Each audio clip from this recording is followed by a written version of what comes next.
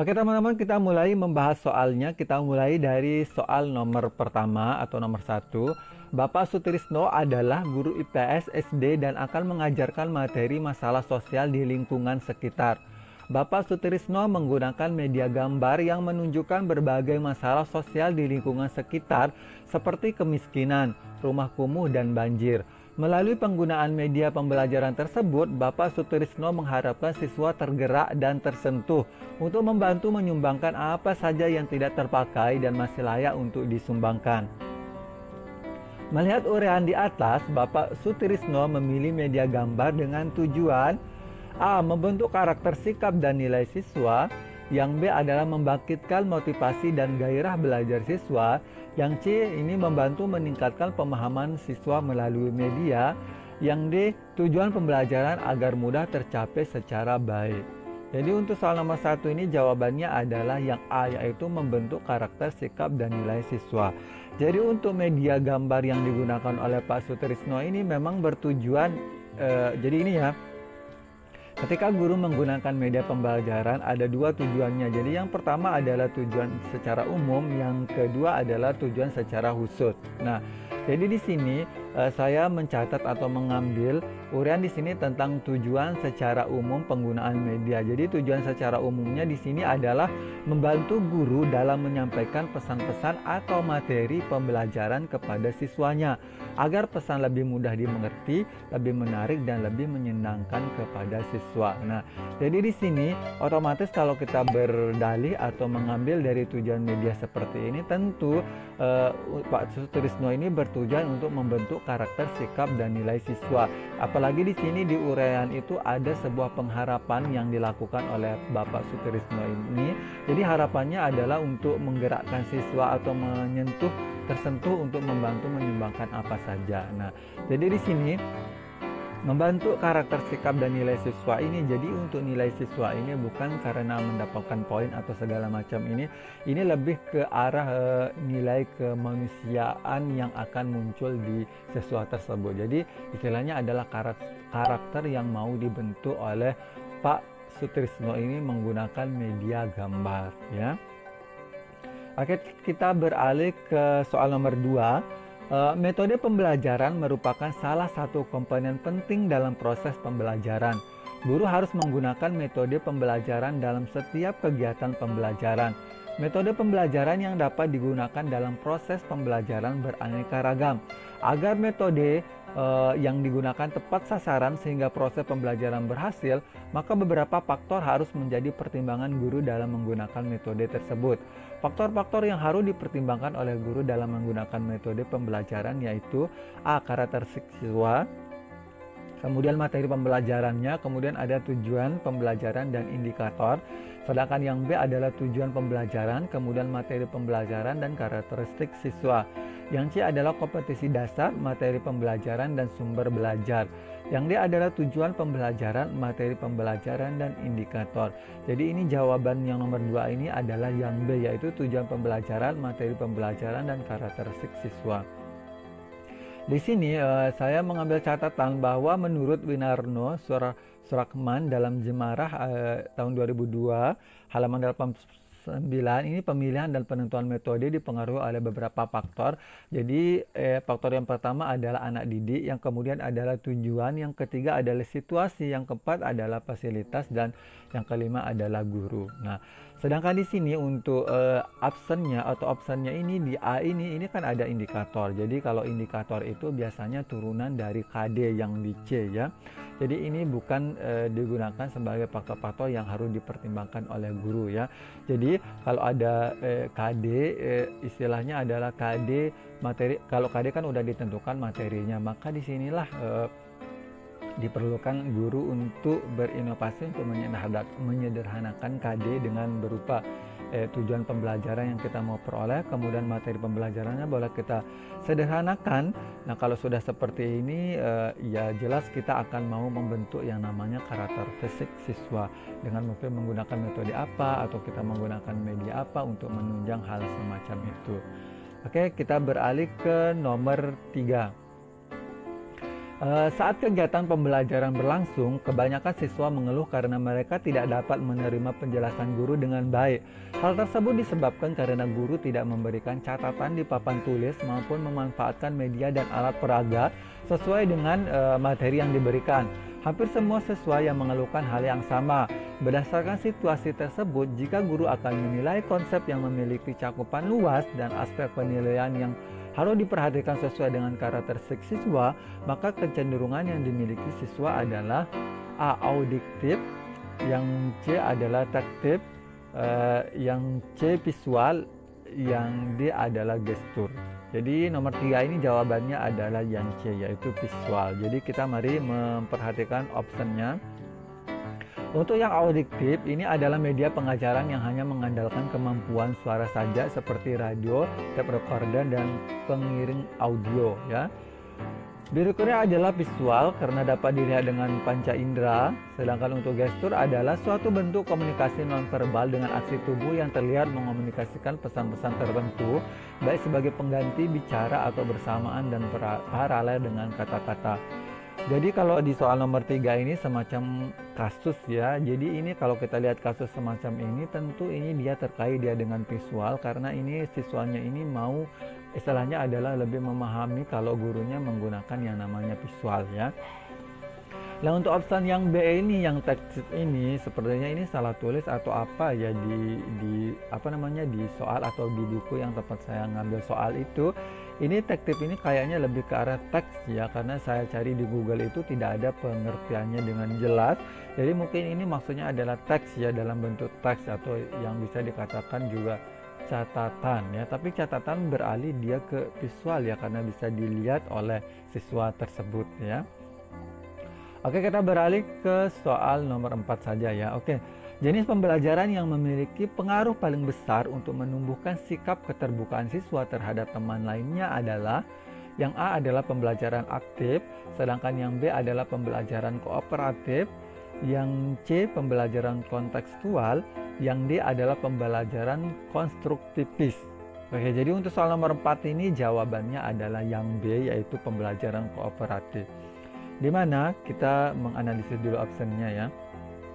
Oke, kita mulai dari pembelajaran aktif. Jadi pembelajaran aktif itu adalah konsep pembelajaran yang melibatkan siswa secara aktif, baik fisikis maupun emosinya dalam proses pembelajaran. Sedangkan untuk kooperatif ini sekumpulan strategi pengajaran yang dirancang untuk mendidik kerjasama kelompok dan interaksi antar siswa. Sedangkan untuk yang kontekstual ini adalah konsep belajar yang membantu guru mengaitkan antara materi yang diajarkannya dengan situasi di dunia nyata siswa dan mendorong siswa membuat hubungan antara pengetahuan yang dimilikinya dengan penerapannya dalam kehidupan mereka sehari-hari ya. Sedangkan untuk konstruktivis ini menurut Carly dan Yulia Yatiningsih dalam bukunya tahun 2002 ini mengatakan bahwa model konstruktivisme ini adalah pembelajaran dalam bentuk proses mengajar di mana siswa sendiri aktif secara mental membangun pengetahuannya yang dilandasi oleh struktur kognitif yang telah dimilikinya ya. Oke, kita beralih ke nomor 5. Melestarikan lingkungan hidup menjadi tanggung jawab semua komponen yang berada di sekolah tersebut. Salah satu contoh penerapan penggunaan lingkungan sekitar sebagai sumber belajar IPS di sekolah dasar adalah A. Membuat tanaman hidroponik, yang B. Mencegah kerusakan lingkungan, yang C. Meningkatkan potensial kebersihan kelas, sedangkan yang D adalah mengendalikan pencemaran lingkungan. Jadi ini jawabannya untuk nomor 5 ini adalah mengendalikan pencemaran lingkungan. Jadi di sini saya mengambil uraian tentang manfaat dari penggunaan lingkungan sebagai media pembelajaran ya untuk nomor 5 yang jawabannya D ini ya. Jadi manfaat yang pertama adalah media pembelajaran yang tersedia di lingkungan tidak terbatas. Hal ini memungkinkan siswa dapat memperkaya pengetahuan tanpa terbatas oleh tempat dan waktu.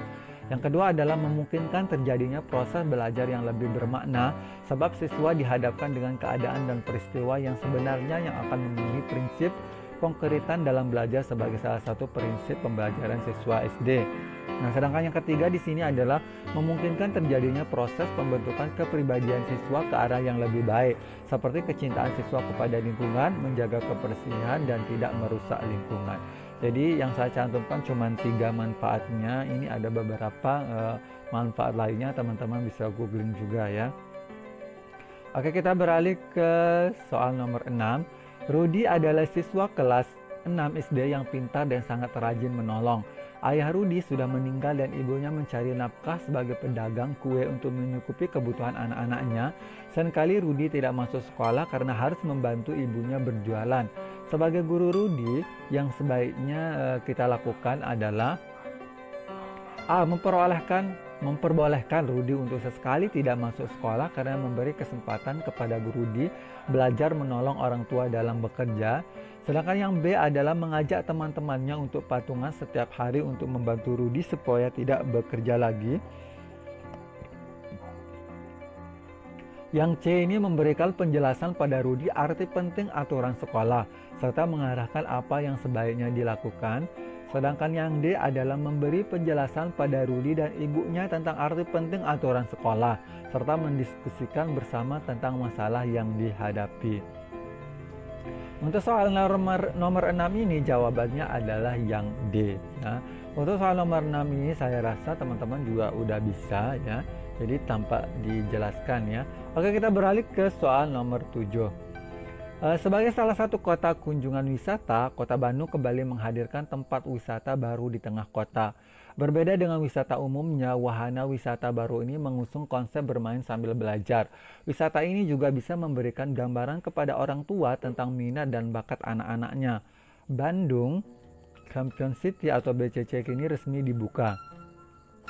Berlokasi di Lucky Square Mall, lantai V8A, Jalan Terusan Jakarta nomor 2, Kota Bandung. BCC menghadirkan indoor entertainment theme park terbesar dengan 77 wahana. Masa Marang, CEO BCC, mengatakan bahwa BCC juga merupakan wahana pendidikan dan pembelajaran di luar ruangan. BCC merupakan replika kota metropolitan mini untuk anak-anak yang dirancang sistematis dan struktur kota sebenarnya dibuat sesuai peruntukan bagi anak-anak, jadi mereka juga bisa bermain sambil belajar. Gagasan pokok teks tersebut adalah A. Bandung menghadirkan wisata baru. Yang B. Wisata baru di Bandung sebagai salah satu kota wisata. Yang C adalah wisata bermain di belajar di Bandung. Wisata bermain dan belajar di Bandung. Yang D adalah wisata di Bandung berkonsep bermain dan belajar. Jadi untuk soal nomor yang 7 ini jawabannya adalah yang A, yaitu Bandung menghadirkan wisata baru. Oke, di mana ini untuk gagasan utama itu adalah topik yang dibahas atau diungkapkan dalam bacaan. Gagasan utama dalam paragraf berfungsi sebagai pengendali informasi atau merupakan inti informasi. Gagasan utama dapat ditemukan dalam kalimat utama, ya. Jadi untuk soal nomor 7 ini gagasan utamanya udah jelas bahwa di sini adalah Bandung menghadirkan wisata baru. Nah, dari gagasan ini terlahirlah kalimat-kalimat berikut atau perincian berikut atau penjelasan-penjelasan berikut yang terkait dengan wisata baru yang dibuka di Bandung tersebut ya. Oke, kita beralih ke soal nomor 8. Untuk menghadapi ujian nasional ini, aku akan menganalisis cara belajarku agar aku menjadi pelajar yang berkualitas. Ini nomor 1. Kemudian selain itu aku akan mengurangi gerakanku. Nomor 2 yang tidak berhubungan dengan belajar. Tidak lupa aku melantunkan nomor 3 ini, doa kepada Tuhan. Perbaikan pemakaian kata yang tepat pada paragraf bernomor tersebut adalah yang A, yang 1 adalah berkualitas, 2 aktivitasku, yang ketiga memanjatkan, sedangkan yang B satunya bermutu, kemudian 2 usahaku, yang 3 mengatakan, sedangkan yang C satunya pandai, yang 2 kondisiku, yang 3 mengabulkan, sedangkan yang D adalah berprestasi, kemudian upayaku, kemudian menghargai. Jadi ini jawabannya adalah yang A, yaitu berkualitas, aktivitasku, dan memanjatkan. Jadi ini perlu kita perhatikan juga kalimat baku dan tidak baku ya, atau kata baku dan tidak baku ya. Jadi di sini hanya sedikit yang saya cantumkan. Jadi ini yang tidak bakunya adalah berkualitas, sedangkan yang bakunya adalah berkualitas ya. Oke, kita beralih ke nomor 9. Perhatikan kalimat berikut. Yang nomor 1 adalah penjajahan koloni Belanda merupakan penjajahan terlama yang pernah dialami Indonesia. Yang nomor 2, semangat para pejuang memberikan implikasi positif dalam proses perjuangan bangsa. Yang ketiga, sebagai rakyat yang menerima warisan perjuangan bangsa, sudah seharusnya kita meninggalkan individual dan bahu-membahu membangun bangsa. Yang keempat adalah meskipun kita sudah menjadi merdeka dan memiliki kebebasan sendiri, bukan berarti liberalis menjadi paham negara kita. Penggunaan istilah yang tepat terdapat dalam kalimat A1, B2, C3, yang D adalah yang 4. Jadi untuk nomor 9 ini jawabannya adalah yang B, yaitu yang nomor 2. Jadi di sini ada beberapa catatan yang perlu kita perhatikan. Kayaknya ini menuntun kita untuk, ya istilahnya adalah kita harus banyak menghafal istilahnya kata baku atau kalimat baku, karena di sini beda tipis ya, atau nomor 1 dan nomor 4 ini kita sekedar menyocokkannya saja, tapi kadang kita merasa bahwa cocok-cocok saja ya. Tapi nomor 9 ini mungkin perlu kita diskusi ya. Yang nomor 9 ini jawaban menurut saya itu yang B. Dimana di sini ada beberapa catatan yang saya buat. Jadi di sini koloni itu adalah sama dengan daerah penempatan penduduk atau tanah jajahan. Jadi tepatnya adalah kolonial, yaitu sama dengan berhubungan dengan sifat jajahan. Jadi kalau kita terkait dia dengan Belanda, ini biasanya kan kolonial Belanda. Nah, istilahnya adalah yang biasa kita dengar adalah kolonial Belanda, itu biasanya tidak terpisahkan kalimat tersebut ya. Maka di sini saya menganggapnya bahwa yang nomor 1 ini belum tepat ya. Oke, jadi untuk yang nomor 2 ini karena saya anggap ini cocok, berarti ini implikasinya itu sama dengan keterlibatan atau keadilan terlibat atau keterkaitan yang positif atau segala macam ya. Oke, sedangkan untuk individual ini perseorangan atau personal. Tapi di sini yang tepatnya menurut saya adalah individualisme, yaitu menganggap diri sendiri lebih penting dari orang lain. Sedangkan untuk yang 4 itu adalah liberal, yang itu artinya adalah bersifat bebas. Nah, menurut saya yang tepat adalah liberalisasi, yaitu penerapan paham liberal. Kalau teman-teman punya pendapat yang lain juga boleh dikomentarin ya, karena ini ranahnya kita berdiskusi ya. Oke, kita beralih ke nomor 10.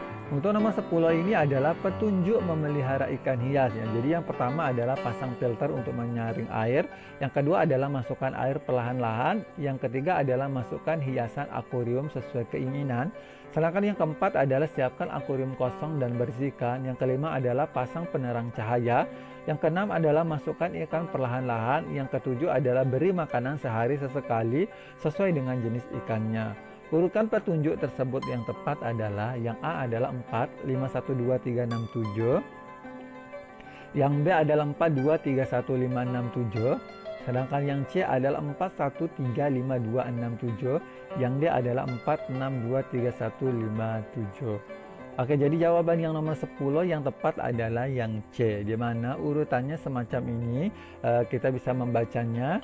Yang pertama adalah siapkan akuarium kosong dan bersihkan. Yang kedua adalah pasang filter untuk menyaring air. Sedangkan yang ketiga adalah masukkan hiasan akuarium sesuai keinginan. Yang keempat adalah pasang penerang cahaya. Yang kelima adalah masukkan air perlahan-lahan. Kemudian yang keenam adalah masukkan ikan perlahan-lahan. Lalu yang terakhir yang nomor 7 adalah beri makanan sehari sekali sesuai jenis ikannya. Di sini untuk nomor 10 ini ada beberapa option yang mirip jawabannya, tapi perlu kita cocokkan ya. Jadi sebelum kita memasukkan air, otomatis kita harus melengkapkan atau memasukkan secara lengkap terlebih dahulu ya. Karena kalau air yang kita dahulukan, otomatis kita tidak bisa memasukkan beberapa pernak-pernik untuk akuarium ini ya.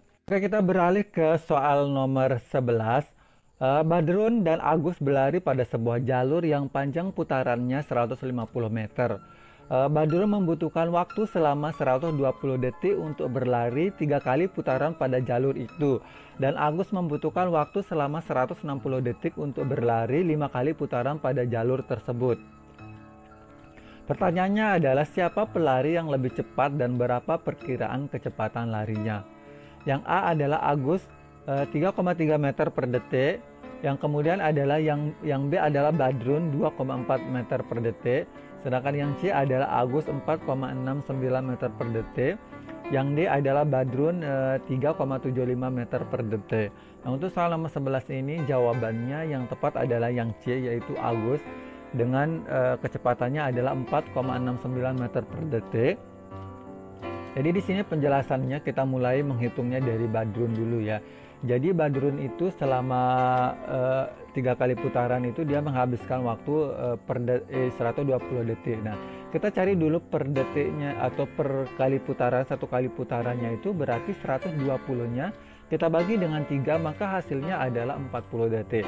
Jadi kecepatan 1 kali putaran Badrun itu adalah 40 detik. Nah, kalau panjang putarannya adalah 150 meter, otomatis di sini maka kita akan mencarinya adalah 150-nya kita bagi dengan 40, maka di sini kita dapatkan adalah 3,75 meter per detik untuk Badrun ya. Nah, sedangkan untuk Agus karena dia 160 per detik untuk 5 kali putaran, otomatis kita sama juga mencari satu putaran itu kira-kira berapa detik. Nah, jadi caranya juga sama, yaitu 160-nya kita bagi dia dengan 5, maka kita akan menemukan hasilnya adalah 32 detik untuk 1 kali putaran. Nah, karena ini panjang putarannya itu 150 meter, ya ini mengoperasikannya juga sama dengan yang Badrun tadi itu. Berarti 150-nya kita bagi dia dengan 32. Di sini hasilnya adalah 150 dibagi dengan 32 itu hasilnya adalah 4,6875. Nah, tapi di sini bisa kita bulatkan menjadi 4,69 meter per detik. Maka untuk nomor 11 ini jelas adalah jawabannya adalah yang C. Oke, kita beralih ke nomor 12. Sebuah organisasi sosial akan membagikan bantuan kepada masyarakat kurang mampu. Mereka menyediakan 2 karung beras masing-masing berisi 59,2 kg dan 84/5 kg. Mereka juga menyediakan 2 drum minyak goreng masing-masing berisi 69, 3/4 liter dan 50,25 liter. Beras dan minyak goreng akan dikemas ulang dan dibagikan kepada masyarakat secara merata. Jika terdapat 20 kepala keluarga yang menerima bantuan, pernyataan berikut yang benar adalah: A. Setiap kepala keluarga menerima 7 kg beras dan 5 liter minyak goreng.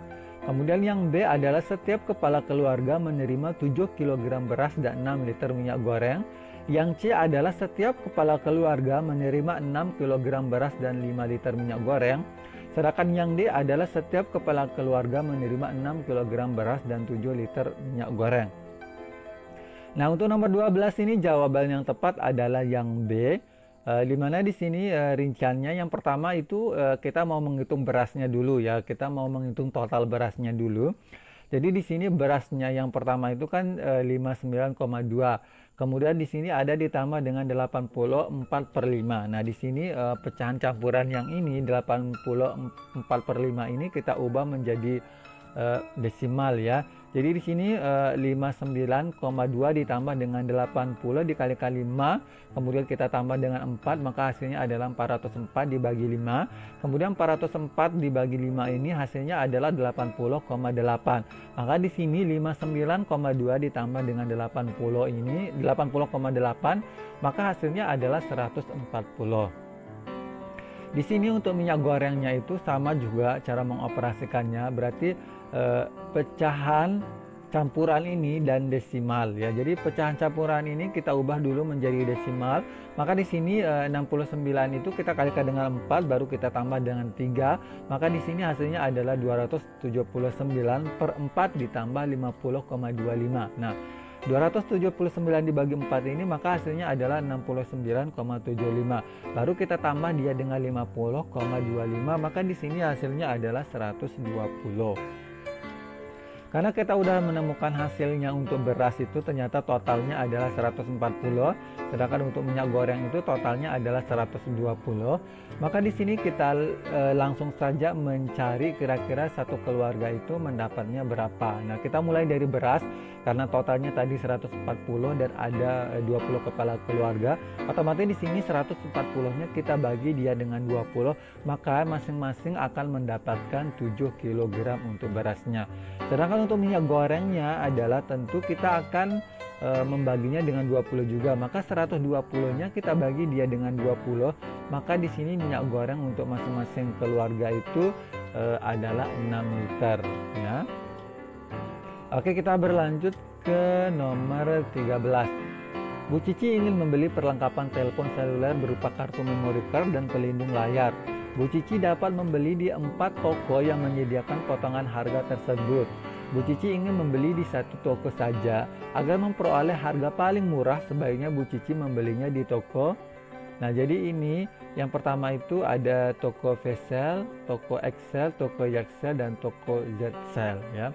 Di sini optionnya adalah yang A adalah Fcel, yang B itu Excel, yang C Ycel, yang D adalah Zcel.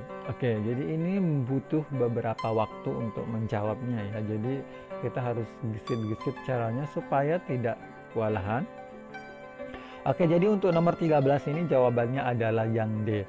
Oke, sekarang kita mau menguraikannya. Kita mau mencari dulu kira-kira total harga di toko Vesel ini berapa sih. Oke, kita mulai dari kartu memorinya. Jadi ini langsung saja berarti 130 ribunya kita bagi dia dengan 100, kita kalikan dia dengan diskonnya ada 15%, maka di sini hasilnya adalah 19.500. Jadi ini potongannya adalah 19.500. Maka di sini kita kurangkan 130 ribunya, kita kurangkan dia dengan 19.500, maka di sini harga kartu memorinya adalah 110.500. Nah, sedangkan untuk pelindung layarnya di sini diskonnya adalah 10% dengan harga Rp170.000. Ini sama aja, 170 ribunya kita bagi dengan 100 baru kita kalikan 10, maka di sini potongan yang kita dapat adalah 17.000. Maka 170 ribunya kita kurangkan dengan 17.000, maka di sini hasilnya adalah 153. Oke, jadi totalnya untuk toko V ini adalah 110.500 ditambah dengan 153.000. Di sini hasilnya adalah 263.500. Nah, kita beralih ke toko Excel. Jadi di toko Excel ini pengoperasiannya sama. Ini saya langsung saja menotalkannya ini supaya tidak terlalu lama durasinya. Jadi untuk toko X ini adalah 100-nya, kita tambah dia dengan 153.000, maka di sini hasilnya adalah 253.000. Nah, untuk toko Y ini 93.750-nya kita tambah dia dengan 152.000 rupiah, maka hasilnya adalah 245.750. Nah, sedangkan untuk toko Z ini, jadi ini toko Z ini karena yang toko yang lainnya itu dia menggunakan diskon, sedangkan di sini dia menggunakan cashback. Jadi kalau sudah menggunakan cashback berarti otomatis kita langsung mengkurangkannya ya. Jadi di sini hasilnya adalah 90.000 dan 150.000 rupiah. Maka kalau kita totalkan jumlahnya adalah 240.000 rupiah. Jadi kalau sudah seperti ini ya kita tinggal membandingkan aja harganya. Jadi yang termurah tentu yang Sel Z ya, karena totalnya adalah 240.000 rupiah. Oke, kita beralih ke nomor 14. Kompleks sebuah desa digambar dalam denah berskala 1:1200. Jarak dari rumah Wildan ke balai desa digambar sejauh 8 cm. Jarak dari balai desa ke balai kesenian digambar sejauh 14 cm. Wildan dari rumah pergi ke balai desa kemudian ke balai kesenian. Jarak sebenarnya yang ditempuh Wildan adalah A 160 meter, yang B adalah 168 meter, sedangkan yang C adalah 264 meter, yang D adalah 308 meter. Jadi jawaban yang tepat untuk 14 ini adalah yang C, yaitu 264. Oke, jadi perlu kita ingat, ini namanya juga soalnya tentang perbandingan skala. Jadi setiap skala atau istilahnya kalau ada dana berskala 1 berbanding 1.200. Jadi maknanya adalah setiap 1 cm itu jadi nilainya adalah 1.200. Nah, maka di sini dari balai desa ke balai kesenian itu tinggal kita mentambahkannya aja, berarti 8 ditambah dengan 14 maka di sini adalah 22. Kalau kita terkait dia dengan skalanya yaitu 1 berbanding 1.200, ini tinggal kita mengkalikannya saja ya. Jadi 1.200 nya kita kalikan dia dengan 22, maka hasilnya adalah 26.400 cm. Jadi ini tetap masih cm ya, karena perbandingannya adalah 1 berbanding 1.200. Nah, karena yang di optionnya adalah meter, otomatis perlu kita mengubah cm ke meternya terlebih dahulu. Nah, untuk mengubahnya adalah 26.400-nya ini kita bagi dia dengan 100, maka ketemulah hasilnya adalah 264 ya. Oke, kita beralih ke nomor 15. Banyak persegi hitam pada pola gambar ke-12 adalah, nah ini gambarnya. Sedangkan optionnya adalah yang A adalah 11, kemudian yang B adalah 12, yang C kemudian 13, yang D adalah 14. Jadi jawaban yang tepat adalah yang 13. Nah, sedangkan yang di soal simulasi yang saya gunakan Google Form itu saya istilahnya kunci jawabannya saya kasih 12 ya. Tapi nanti saya insya Allah mengubahnya ya. Oke, jadi untuk nomor 15 ini perlu kita mengamati ini deret ya. Dari deret gambar ini perlu kita perhatikan. Jadi untuk deret yang pertama itu kan jumlahnya adalah 4 kotak, yang kemudian yang deret kedua itu 6 kotak, yang ketiga 8 kotak, sedangkan yang 4 adalah 10 kotak. Nah, jadi dengan keterangan kotak putih dan hitam itu sama jumlahnya, berarti dibagi 2 ya. Maksudnya adalah kotak hitamnya 2, kemudian kotak putihnya adalah 2 juga ya. Nah, sekarang yang ditanyakan adalah pola gambar ke-12. Nah, maka ini perlu kita memperhatikan pola dari gambar tersebut, ya, pola deret yang digunakan. Jadi pola yang digunakan untuk gambar tersebut adalah untuk deret pertama atau baris yang pertama itu adalah 1 ditambah 1 ditambah 2. Jadi setiap setiap baris itu ditambah dia dengan jumlahnya sendiri, baru kita tambah dia dengan 2. Jadi di sini saya menganggap pola yang digunakan adalah misalnya di baris pertama itu 1 ditambah 1 ditambah 2, maka hasilnya adalah 4. Kemudian di sini untuk baris yang kedua itu 2 ditambah 2 ditambah 2, maka hasilnya 6. Yang ketiga adalah 3 ditambah 3 ditambah 2, maka di sini hasilnya adalah 8. Sedangkan untuk baris keempat adalah 4 ditambah 4 ditambah 2, maka hasilnya adalah 10.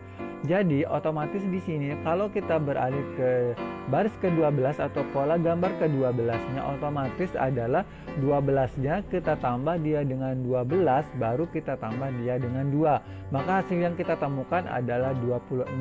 Nah, karena jumlah kotak putih dan hitam ini seimbang, otomatis kita bagi dia dengan 2. Maka hasilnya adalah 13.